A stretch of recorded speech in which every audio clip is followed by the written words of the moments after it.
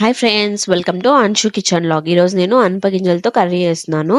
అనపగింజల్ని ఇలా కుక్కర్లో పెట్టుకొని ఒక 3 విజిల్స్ వచ్చేంత వరకు పెట్టుకోవాలి. మరీ ఎక్కువ విజిల్స్ వచ్చేస్తే ఇవి మెత్తగా అయిపోతాయి. సో కొద్దిగా కుక్ అయితే సరిపోతుంది. అందుకు 3 విజిల్స్ అయితే మనకి పర్ఫెక్ట్గా ఉంటుంది. చూడండి, ఇలా ఉంటే సరిపోతుంది. ఇప్పుడు ఒక బౌల్ పెట్టి అందులో ఆయిల్ వేసి పోపు దినుసులు, కరివేపాకు, ఇంకా సన్నగా కట్ చేసి పెట్టుకున్న ఆనియన్స్ వేసి మిక్స్ చేసుకోవాలి. ఇప్పుడు అల్లం వెల్లుల్లి పేస్ట్, ఇంకా పసుపు, సన్నగా కట్ చేసి పెట్టుకున్న టమాటాస్ వేసుకొని మిక్స్ చేసుకోవాలి.